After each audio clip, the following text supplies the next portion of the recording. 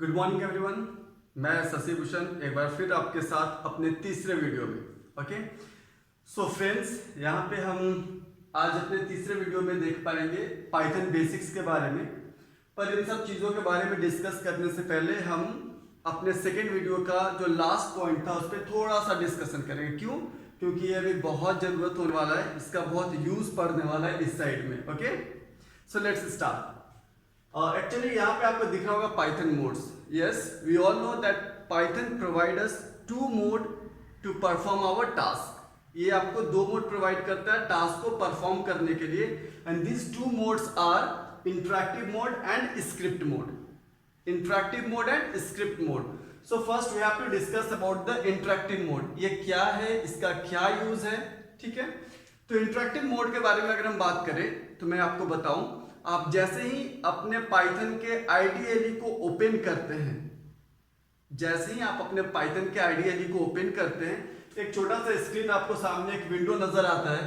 इस विंडो में जो ये टॉप के 2-3 लाइन होते हैं ना, बेसिकली पाइथन वर्जन्स के बारे में बताते हैं, जो बेसिकली अभी हम लोग पाइथन 3.9 या 3.x करके इस्तेमाल करते हैं, ठीक है।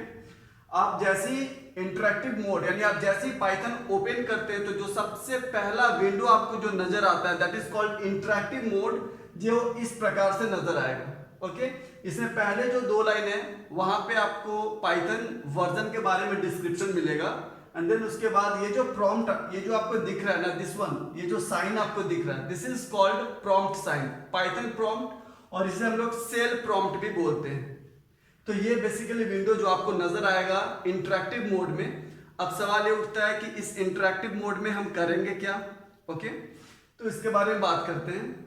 अगर हम इंटरैक्टिव मोड के बारे में बात करें, क्या कैसे ये हमारे लिए बेनिफिशियल है, तो मैं बता दूं, this mode is only use to test the proper functionality of our Python operators और इवन फंक्शंस। यानी पाइथन में बहुत सारे ऑपरेटर्स और फंक्शन आपको मिलेंगे। अगर उनके प्रॉपर फंक्शनैलिटी को आप टेस्ट करना चाहते हैं, आप चेक करना चाहते हैं यार वो कैसे काम करेगा, तो उसके लिए हम इंटरैक्टिव मोड का इस्तेमाल करते हैं। फॉर एग्जाम्पल, 1 मिनट, या फॉर एग्जाम्पल, अगर ये जो आपको दिख रहा है साइन, दिस सिंबल, मैंने अभी आपको बताया इसको क्या बोलेंगे, पाइथन प्रॉम्प्ट और सेल। Okay, Python shell. इस पाइथन सेल के आगे यहाँ पे आपको कोई भी कमांड लिखना है। जैसे अगर आपने यहाँ पे कर दिया 2 + 5 ये लिखा, और आपने जैसे ही यहाँ पे इंटर की को प्रेस किया, नेक्स्ट ही आप इंटर प्रेस करेंगे, नेक्स्ट लाइन में आपको यहाँ पे आंसर दिखेगा 7। ओके, 7 किसका लकी नंबर है? यस, MSD का, धोनी का अपना। ओके, चलिए आगे बढ़ते हैं फिर। और जैसे ही ये 7 दिखेगा और उसके बाद नेक्स्ट लाइन में आपको दिखेगा फिर से वही प्रॉम्प्ट, वही सेल प्रॉम्प्ट, ठीक है। फिर अगर आपको यहाँ पे मल्टीप्लाई करना है, आपको यहाँ पे सब्ट्रैक्शन का काम करना है, आप हर तरह के ऑपरेटर को और इवन फंक्शन को यहाँ पे क्या कर सकते हैं, चेक कर सकते हैं whether they are performing task और नॉट। तो नट सेल में अगर हम देखें कि ये जो आपका इंटरैक्टिव मोड है पाइथन का, वो किस चीज के लिए, it is only for testing purpose. ये सिर्फ और सिर्फ टेस्टिंग पर्पस के लिए इस्तेमाल होता है। आप यहाँ पे अपने ऑपरेटर का, अपने फंक्शन का टेस्ट करते हैं, चेक करते हैं कि वो किस तरह से अपने टास्क को परफॉर्म कर रहे हैं, ठीक है। सवाल ये उठता है आपके मन में, सर फिर प्रोग्राम कहाँ लिखेंगे, क्या यहाँ प्रोग्राम नहीं लिख सकते हैं? तो यहाँ आप प्रोग्राम नहीं लिख सकते हैं, बिल्कुल सही, यहाँ आप प्रोग्राम नहीं लिख सकते हैं। रीजन क्या है भाई? रीजन बहुत सिंपल है, वो आपको सामने दिख रहा होगा। बेसिकली यहाँ पे क्या है, आपने एक लाइन का इंस्ट्रक्शन लिखा, जैसे ही आपने इंटर प्रेस किया आपको इसका आउटपुट यहाँ पे 7 नजर आया, और फिर से आपको प्रॉम्प्ट नजर आया नेक्स्ट लाइन लिखने के लिए। सवाल ये उठता है यहाँ पे आप जितने भी कमांड लिखेंगे, जितने भी इंस्ट्रक्शंस लिखेंगे ना, वो सारे इंस्ट्रक्शंस का जो आउटपुट है ना वो सैंडविच हो जाएगा। आप सैंडविच नाश्ते में तो लेते हैं, सैंडविच में बीच में आप देखते हैं ना, ऊपर से 2 टोस्ट और बीच में, ठीक उसी तरह से आपका जो आउटपुट है वो आपके इंस्ट्रक्शंस के बीच में दब जाएगा। So it is not suitable for programming, ये प्रोग्रामिंग के लिए सुटेबल नहीं है। आप अपने कोड्स को यहां डिजाइन नहीं कर सकते। This interactive mode is only use for testing purpose. Now जो सेकेंड मोड है इसका, दैट इज स्क्रिप्ट मोड। इस स्क्रिप्ट मोड के बारे में हम लोगों ने पहले भी जाना है, और ये मोड स्पेशली स्पेशली आपको अलाउ करता है, इनेबल करता है that you can design your application here. यहाँ जैसे आप स्क्रिप्ट मोड में जाएंगे, अब सवाल मन में उठ रहा होगा सर स्क्रिप्ट मोड में जाएंगे कैसे? It's very simple. सबसे पहले ओपन करा आपने, आपको इंटरेक्टिव मोड मिला। इंटरेक्टिव मोड में सबसे ऊपर जो पहला आपका ऑप्शन होगा दैट इज कॉल्ड फाइल। आप जैसी फाइल पे जाकर के और न्यू पे क्लिक करते हैं ना, एक इस तरह से आपको नोटपैड के जैसा एक एडिटर मिल जाएगा, और इस एडिटर में आपको यहाँ पे अपने प्रोग्राम्स को लिखना है। आपने कुछ भी प्रोग्राम यहाँ पे लिखा, जैसे आपने लिखा प्रिंट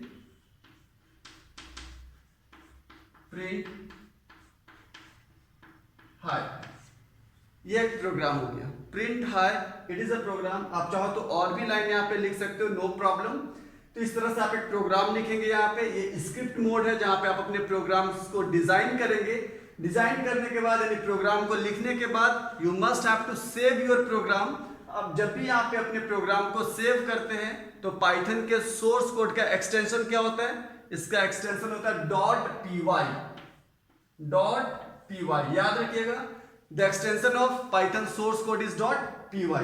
इस नाम से आपने इस पर्टिकुलर अपने एप्लीकेशन को या अपने फाइल को सेव किया, और उसके बाद आप यहाँ पे जो रन दिख रहा है, दिस वन रन, उस रन वाले ऑप्शन पे क्लिक करेंगे या F5 को प्रेस करेंगे, आपको इसका आउटपुट नजर आ जाएगा। ओके, तो ये छोटा सा वीडियो किसके बारे में था? अबाउट पाइथन मोड के बारे में। पाइथन दो तरह के मोड को प्रोवाइड करता है, interactive mode and script mode. This mode is suitable for testing purpose, where script mode is suitable for designing the applications. Okay, चलिए अब इनका खासा यूज करने वाले थे हम यहाँ पे, इसीलिए पहले मैंने आपको इससे रूबरू कराया। आगे बढ़ते हैं और आज के टॉपिक के बारे में डिस्कशन करते हैं। तो आज हम देखेंगे पाइथन बेसिक्स, यानी आप जब भी कोई एप्लीकेशन डिजाइन कर रहे हैं, जब भी कोई प्रोग्राम शुरू कर रहे हैं, तो सबसे पहले उसके जो छोटे छोटे बिल्डिंग ब्लॉक्स है ना, उनके बारे में आपको जाननी जरूरी है। यानी आपका जो बेसिक कॉन्सेप्ट ये क्या है, क्यों लिखा है, अगर उसे नहीं लिखेंगे प्रोग्राम में तो क्या इंपैक्ट होगा हमारे आउटपुट्स पे, उन सब चीजों के बारे में हम यहाँ पे बात करेंगे। ये वीडियो बहुत ही ज्यादा आपके लिए फायदे का होगा, बहुत ज्यादा, क्योंकि इसमें आप अपने सारे कॉन्सेप्ट, जो बेसिक कॉन्सेप्ट्स है ना, इन सब चीजों को लेकर के वो क्लियर करने वाले हैं। ओके, तो बने रहिए वीडियो में। चलते हम आगे फिर अपने टोकन्स के साथ। सबसे पहला जो आपको यहाँ नजर आ रहा होगा, दिस इज कॉल्ड टोकन्स। ये टोकन्स, ठीक है। पाइथन बेसिक्स में जो सबसे पहला टर्म्स हम देख रहे हैं वो टोकन्स है।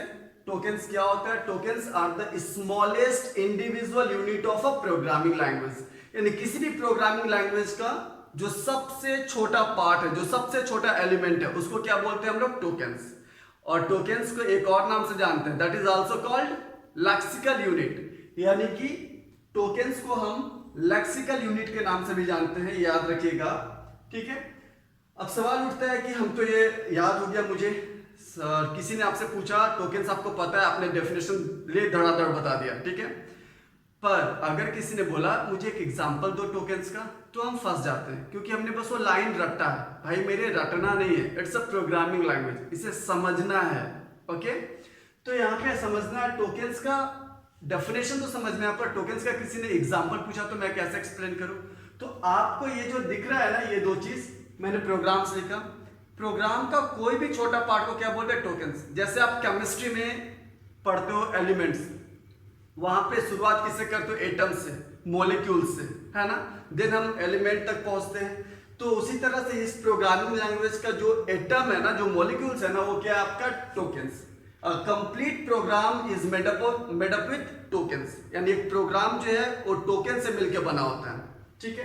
जैसे मैंने यहाँ पे दो लाइन जो लिखे मैं बता दूं, ये जो 2 नजर आ रहा है ये भी एक टोकन है, जो प्लस है ये भी टोकन है, यहाँ जो प्रिंट लिखा है ये भी टोकन है, ये जो साइन आपको नजर आ रहा है जिसको हम पैरेंथेसिस के नाम से जानते हैं, it is also a kind of tokens. ये double quotes, it is also a kind of tokens. तो एक प्रोग्राम के अंदर हर चीज को हम क्या बोलते हैं? टोकन्स, ठीक है। अब हम देखते हैं कि पाइथन में कितने तरह के टोकन्स हैं, टाइप्स ऑफ टोकन्स के बारे में। तो पाइथन आपको 5 तरह के टोकन्स प्रोवाइड करता है। ये 5 टोकन्स कौन कौन से हैं? जो सबसे पहला है कीवर्ड्स, दूसरा आइडेंटिफायर, तीसरा literals, the fourth one is called punctuators and the last one is operators. ये पांचों बहुत इंपॉर्टेंट है आपके प्रोग्रामिंग के लिए। तो वन बाय वन हम स्टार्ट करते हैं। सबसे पहले शुरू करते हैं कीवर्ड से। ठीक है, कीवर्ड्स क्या होता है? तो कीवर्ड्स को हम बोलते हैं कीवर्ड्स आर रिजर्व वर्ड। देखो यहां पर ध्यान से, रिजर्व वर्ड बोला, यहीं पे डेफिनेशन हो गया उसका। क्यों? क्योंकि ये ऐसे वर्ड है जिनका मीनिंग फिक्स है, रिजर्व है, प्री डिफाइंड है। The meaning of keywords is predefined. We can only use the keyword for it specific purpose. जिस पर्पस के लिए, जिस काम के लिए, जिस मीनिंग के लिए इस कीवर्ड को डिफाइन किया गया, हम बस उसी काम के लिए इस कीवर्ड का इस्तेमाल करेंगे। So it is totally reserve word which meaning is predefined. ठीक है, अब सवाल ये मन में उठता है कि सर सारे के सारे कीवर्ड्स जो हैं वो प्रीडिफाइंड है, कितने कीवर्ड्स हैं सर, कैसे कीवर्ड्स को लिखेंगे, कौन कौन से कीवर्ड्स है? बहुत सारे। ओके, देखते हैं यहाँ पे। बेसिकली हम लोग जो पाइथन 3.8 देख रहे हैं ना, इसमें काम कर रहे हैं। इसमें टोटल नंबर ऑफ कीवर्ड्स जो है वो 35 है। कितने? 35। और मैं जो बोल रहा हूं उसको मैं प्रूफ करके दिखाऊंगा, आप खुद ही देखना है टोटल नंबर ऑफ कीवर्ड्स इसके कितने 35। कैसे काउंट करेंगे आप काउंट करेंगे अभी जस्ट। ठीक है, तो फाइन, देखते हैं कैसे करेंगे। मैं सबसे पहला सवाल आपका है उसका सॉल्यूशन देता हूं। सर कीवर्ड्स कौन कौन से हैं? ओके, ये जानने के लिए हम क्या करेंगे, एक छोटा सा कमांड यहां पे लिख रहा हूं, आप उसे नोट कर लेंगे अपने कॉपी में। ओके,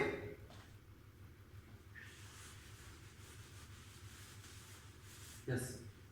सो ये जो आपका इंटरेक्टिव मोड है, यहां पे जाना है इंटरेक्टिव मोड में, और ये जो आपका पाइथन सीएल है ना, इसके आगे यहां पे आपको एक कमांड लिखना है, help. This is help. It is basically a kind of function जो आपको different type of helps provide करता है पाइथन के अंदर। ओके, आपको हेल्प लिखना है और उसके बाद आप इंटर प्रेस करोगे। आप ध्यान दोगे, ये जो इसका प्रॉम्प्ट है ना बाबू, ये चेंज हो जाएगा भाई मेरे, ये जो प्रॉम्प्ट है वो चेंज हो जाएगा और यहाँ पे लिखा रहेगा हेल्प, HELP, हेल्प। इस तरह से ये प्रॉम्प्ट ऐसे चेंज हो जाएगा। और यहाँ पे आपको कुछ नहीं करना है, यहाँ पे बस आपको लिखना है कीवर्ड्स।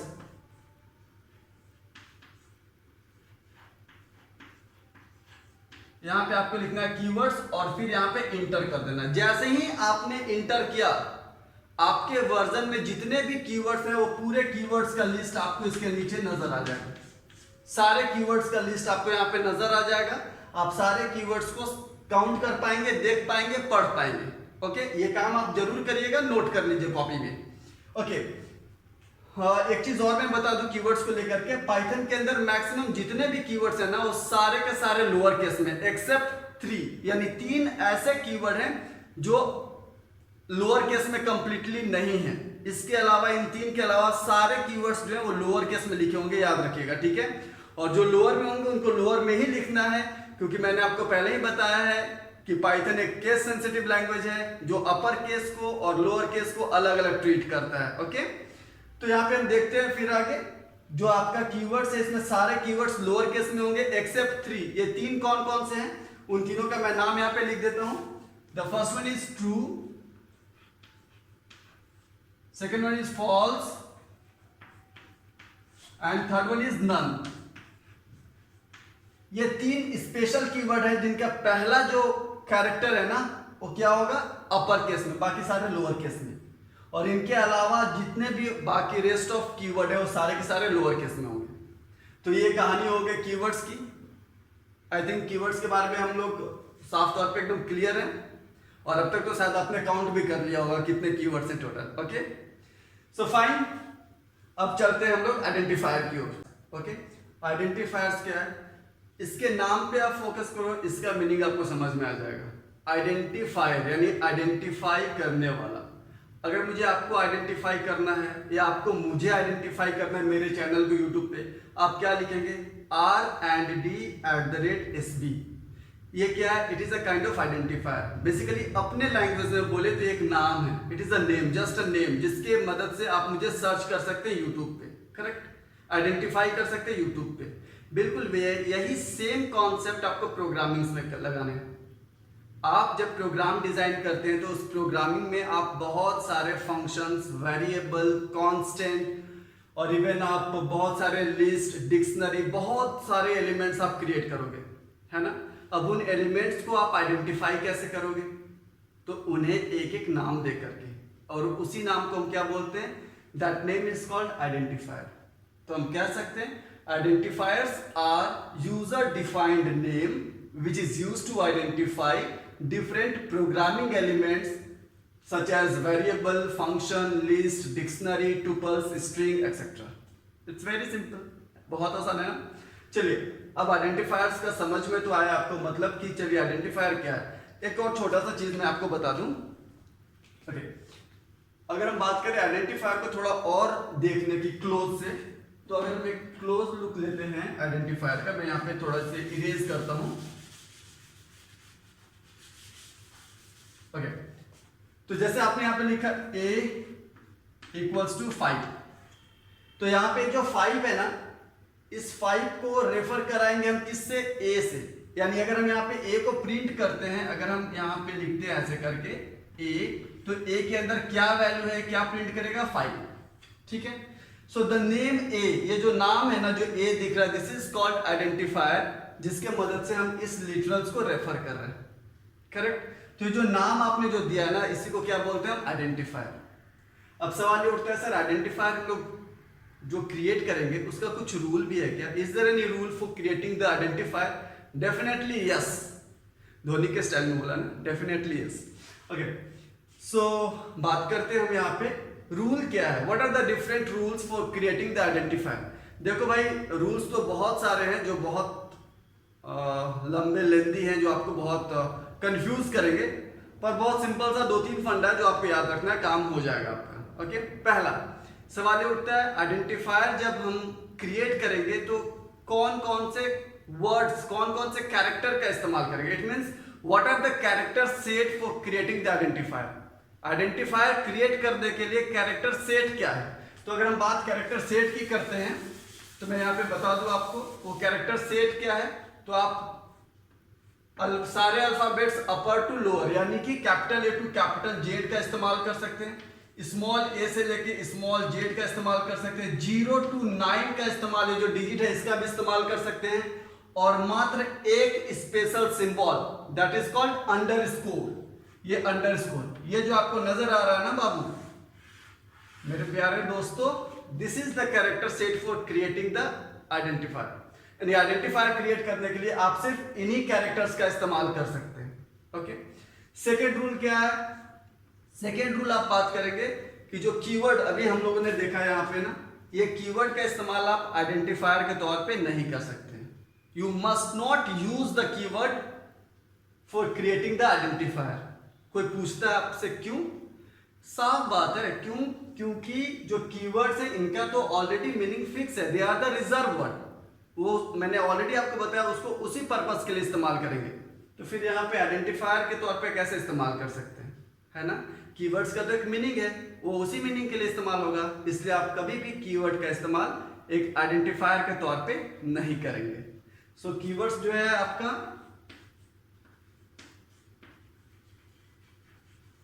ये इस्तेमाल नहीं होगा आइडेंटिफायर के अंदर। एक और खास बात क्या, तो जो आपका आइडेंटिफायर है ना, वो कभी भी डिजिट से स्टार्ट नहीं होगा। ये जो 0 to 9 का मैंने आपको अलाउ किया है, सॉरी मैंने नहीं, पाइथन ने अलाउ करा है 0 to 9। ओके, ये जो 0 to 9 का जो डिजिट आप यूज कर सकते हैं फॉर क्रिएटिंग द आइडेंटिफायर, ध्यान रहिएगा कि ये जो डिजिट है इससे आप कभी आइडेंटिफायर को स्टार्ट नहीं कर सकते। यानी आप यहाँ पे 1 A B ये नहीं लिख सकते, ये लिखेंगे तो गलत है। आप A B 1 लिखो, ये सही है। डिजिट बीच में आ सकता है, डिजिट लास्ट में आ सकता है, पर डिजिट कभी भी स्टार्ट में नहीं होगा। It means we can not start the identifier with digit. Clear है यहां तक? ये 3 सबसे इंपॉर्टेंट है। बाकी कुछ और भी जो मैं आपको बता दे रहा हूं, आप ध्यान से सुनो। नेक्स्ट पॉइंट क्या है, आपके दिमाग में एक सवाल उठ रहा है, सर कितना लेंथ तक हम लोग आइडेंटिफायर क्रिएट कर सकते हैं? यानी आइडेंटिफायर जो नाम है वो कितना लंबा हो सकता है? कोई दिक्कत नहीं, कितना भी करो, पर जितना लंबा होगा ना उतना प्रॉब्लम आपको होगा यूज करने में। तो कोशिश करना है जो आइडेंटिफायर है उसको यूजफुल बनाना है। आप जिस तरह का वैल्यू उसके अंदर स्टोर कर रहे हैं उसी तरह का नाम उसको दीजिएगा, सो दैट आप प्रोग्राम में जब यूज करेंगे तो आपको समझने में आसानी होगी, प्रोग्राम का रीडेबिलिटी हाई करेगा वो। ठीक है, ओके, वन मोर थिंग, हम बीच बीच में कहीं पे स्पेस दे देते हैं। जैसे अगर मान लो मुझे किसी का रोल नंबर स्टोर करना है तो हम आइडेंटिफायर क्रिएट कर देते हैं रोल नंबर इक्वल्स टू 10 ऐसे। अब भाई यहाँ पे आपने स्पेस दिया है जो गलत है, जो क्या है गलत है, यानी कि ये जो आइडेंटिफायर आपने क्रिएट किया है गलत है। क्यों गलत है? क्योंकि मैंने आपको ऑलरेडी बताया आप इतने ही कैरेक्टर का इस्तेमाल कर सकते हैं। क्या मैंने इसमें स्पेस कहीं लिखा है? नहीं लिखा है ना, नहीं लिखा है ना, यस, इसलिए ये क्या है गलत है। क्लियर है यहां तक? ओके, वन मोर थिंग, अगर किसी ने आपसे पूछा मैंने ऐसे लिखा अंडरस्कोर इक्वल्स टू 5, ये सही है गलत? आप कंफ्यूज? कोई कंफ्यूज होने की जरूरत नहीं, हमेशा कॉन्सेप्ट पे ध्यान रखना है। हम आइडेंटिफायर से स्टार्ट कर सकते हैं, so it is absolutely correct, ये बिल्कुल सही है, हम इस्तेमाल कर सकते हैं, ये आपका वैलिड आइडेंटिफायर है। क्लियर है यहां तक? तो आइडेंटिफायर को लेकर के हमारे मन में जो भी सवाल थे वो सब क्लियर है। अगर फिर भी कोई सवाल आपके मन में होगा तो आप कमेंट में जरूर लिखिएगा। और गर्मी बहुत ज्यादा है, इसलिए मैं तो सोचा था इन टॉपिक को भी आज एक्सप्लेन करूंगा, पर नेक्स्ट वीडियो में मैं बाकी के जो 3 टॉपिक है उनको एक्सप्लेन करूंगा, ठीक है।